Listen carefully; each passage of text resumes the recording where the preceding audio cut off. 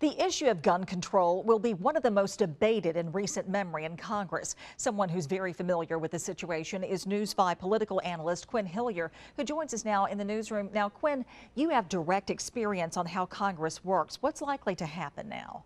Well, what's likely to happen is a lot of big talk, and with the Obama administration seeing how far they can push the envelope of discussion in order to provide cover for something a lot less actually to get through Congress, because what they know is that they have a lot of vulnerable Democratic senators up for election the next cycle, at least 8 in very pro-gun states and as many as 10 that could be hurt by voting for severely restrictive anti-gun legislation. And so the actual legislation that might actually come out of this is not likely to be anywhere near as strong as the Obama administration would like. They're just trying to talk it up so that anything less looks more reasonable.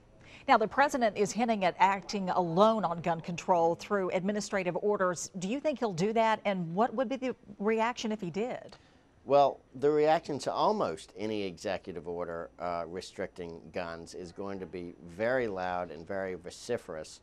The reality is that unless he just wants to completely ignore the Constitution, the president only has some very limited options by executive order, most of which involve stepping up enforcement of already existing laws on the books. For instance, last year, I believe it was last year, there were 71,000 times when felons and others that were ineligible to buy guns tried to buy guns, but there were only 77 convictions. The president can order prosecutors to focus more on those cases, and that's something that, frankly, even conservatives would probably welcome. But if he tries to restrict gun sales or something like that by executive order, he's asking for a big backlash.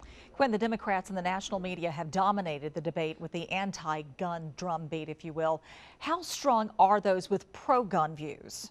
Well, in terms of actual voting power, the ones with pro-gun views are a lot stronger than those with anti-gun views. That's why the assault weapons ban that was there for 10 years went out in 2004 without even an attempt to renew it, because they knew that the attempt would put anti-gun Democrats in pro-gun states under real political pressure, and they didn't want to make them cast that vote. So right now, where the votes are in terms of Congress do favor the pro-gun people.